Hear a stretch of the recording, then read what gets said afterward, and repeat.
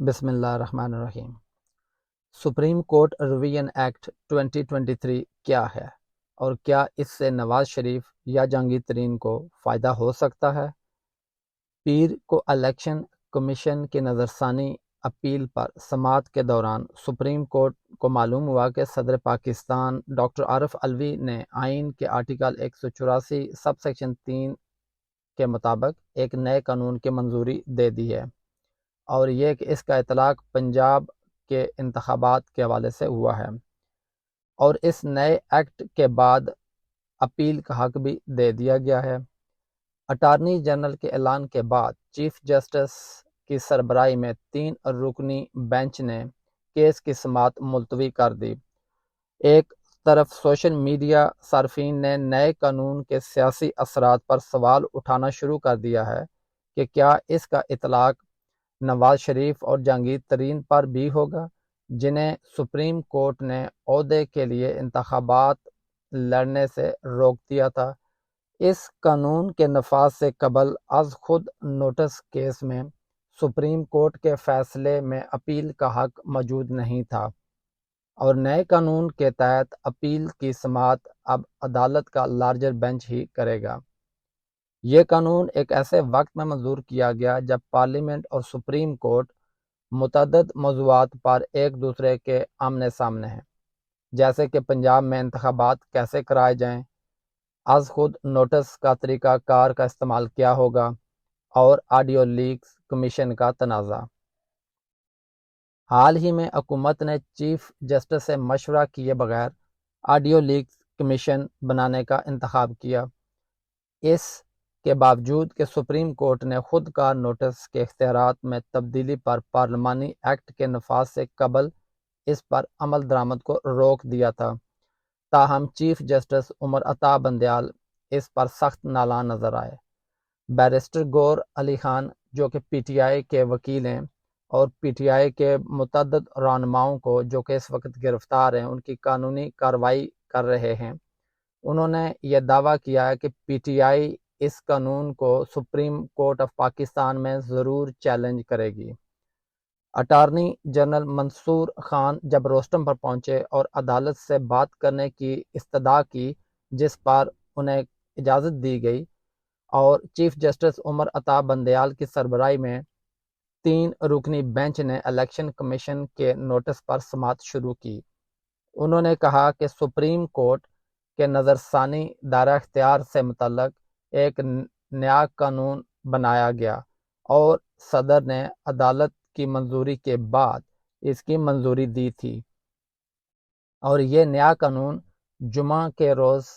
نافذ العمل تصور کیا جائے گا۔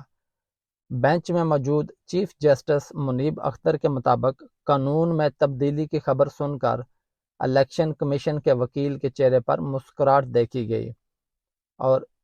نظرثانی درخواست کی سماعت اس بینچ سے بڑا بینچ کرے گا جس کے فیصلے کے خلاف نظرثانی اپیل دائر کی گئی ہے۔ اٹارنی جنرل نے ایک ایکٹ منظور ہونے کے بعد عدالت کو آگاہ کیا۔ چیف جسٹس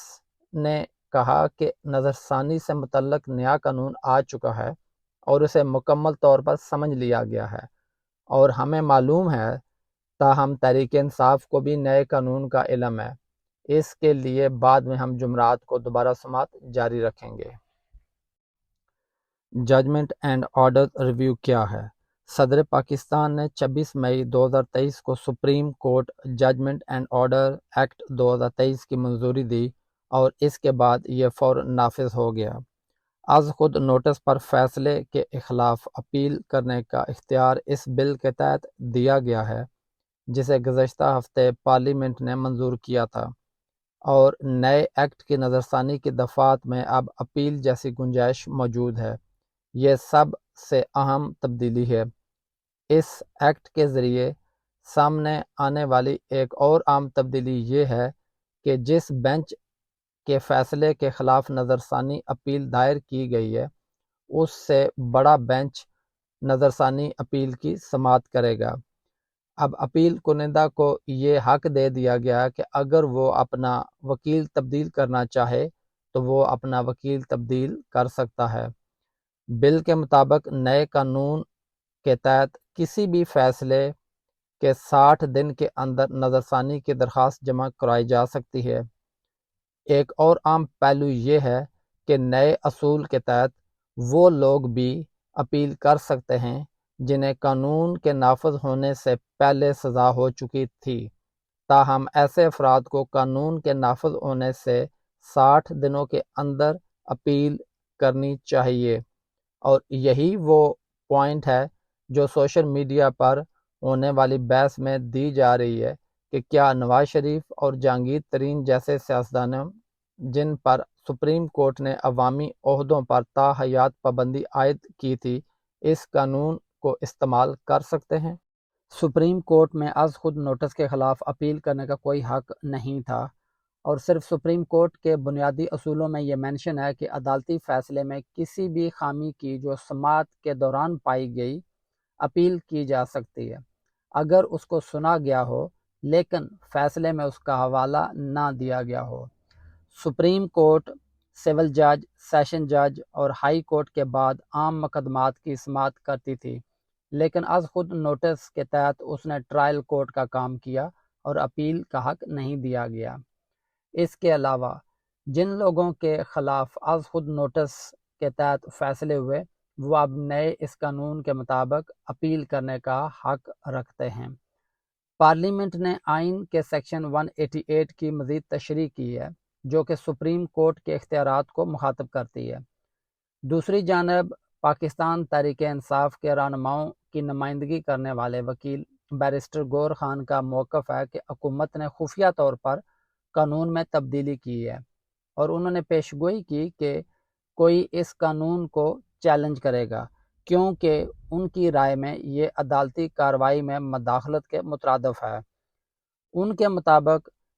نواز شریف اور جہانگیر ترین کی نااہلی کے حالات میں اس قانون سازی کا اطلاق نہیں ہوگا، اس کا اطلاق مستقبل کے کیسز پر ہوگا۔